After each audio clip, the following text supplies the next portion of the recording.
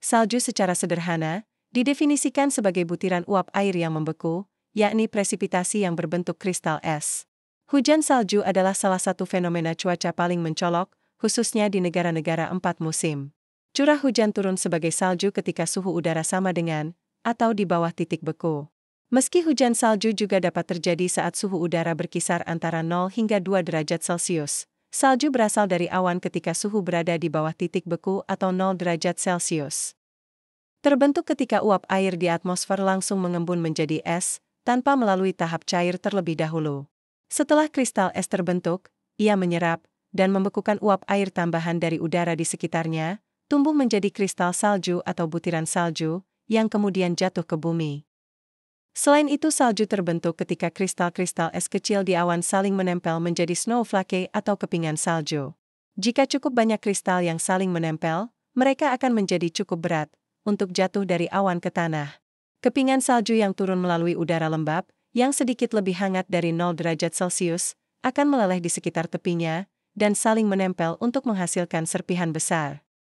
Sedangkan kepingan salju yang jatuh melalui udara dingin dan kering, akan menghasilkan kepingan, atau butiran salju yang tidak saling menempel. Salju terbentuk ketika suhu rendah, dan ada kelembapan di atmosfer dalam bentuk kristal-kristal es kecil. Agar salju bisa turun, kelembapan harus ada di atmosfer. Jika suhu tanah berada pada atau di bawah titik beku, salju akan mencapai permukaan tanah. Salju adalah uap air yang mendingin sehingga membentuk es. Kita dapat menemukannya di wilayah Eropa, Asia Timur, Amerika Utara, dan lainnya. Lalu, mengapa salju tidak dapat ditemukan di Indonesia? Alasannya, Indonesia adalah negara tropis yang hanya memiliki 2 musim, yakni musim kemarau dan musim penghujan. Hal ini disebabkan letak Indonesia yang berada pada garis khatulistiwa. Garis khatulistiwa merupakan garis imajinasi yang digambar di tengah-tengah planet. Pada lintasan garis khatulistiwa, matahari berada tepat di atas kepala pada siang hari saat equinox. Karena matahari berada di kepala kita, bagaimana salju bisa terjadi? Matahari berada tepat di atas kepala dengan suhu yang tinggi, sedangkan salju hanya dapat terbentuk ketika suhu di bawah titik beku atau 0 derajat Celcius atau 32 derajat Fahrenheit.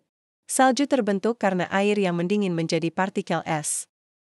Di Indonesia sendiri ada satu wilayah yang memiliki salju abadi, yakni Gunung Jayawijaya. Es yang ada di puncak Gunung Jayawijaya bukan hasil hujan salju berkepanjangan, akan tetapi sisa dari gletser es beribu tahun yang lalu. Sebelum kita lanjut, silakan bantu kami untuk klik tombol subscribe, like, komen dan loncengnya agar kami semangat untuk kasih info dan tipsnya. Akan tetapi, es abadi di puncak Jayawijaya terancam meleleh, pemanasan global menyebabkan suhu permukaan bumi akan meningkat. Kenaikan suhu sebesar itu cukup untuk melelehkan es Jayawijaya bahkan di kutub utara selatan. Di Gunung Jayawijaya, es abadi mulai meleleh. Dikarenakan es abadi merupakan sisa dari gletser es beribu tahun lalu, dan bukan hasil hujan es secara berkala. Jika di Indonesia turun hujan salju, akan terjadi kekacauan iklim, dan akan mengakibatkan hewan-hewan di Indonesia mati kedinginan. Dampak buruk akan terjadi pada sektor pangan, untuk ketersediaan makanan, karena semua pertanian tertutup oleh salju yang mengakibatkan gagal panen. Salju terbentuk ketika uap air di atmosfer langsung mengembun menjadi es, tanpa melalui tahap cair terlebih dahulu. Setelah kristal es terbentuk, kristal es tersebut menyerap dan membekukan uap air tambahan dari udara di sekitarnya, sehingga tumbuh menjadi kristal salju atau butiran salju, yang kemudian jatuh ke bumi. Salju adalah presipitasi yang terbentuk saat uap air membeku. Salju bukanlah hujan beku, melainkan kristalisasi es, yang biasanya terbentuk di awan. Ketika suhu turun di bawah berasa di titik beli dan terdapat kelembapan yang cukup di atmosfer, uap air mengembun langsung menjadi es tanpa melalui tahap cair. Salju tebal dapat mencegah beberapa hewan menemukan makanan, tetapi salju juga berfungsi seperti selimut, yang melindungi suhu udara di bawahnya. Beberapa hewan memanfaatkan perlindungan salju. Salju berasal dari awan yang membawa uap air ketika suhu di bawah titik beku. Ketika uap air di atmosfer berkondensasi, langsung tanpa melalui wujud atau tahap cair. Setelah kristal es terbentuk, ia menyerap dan membekukan uap air tambahan dari udara yang ada di sekitarnya.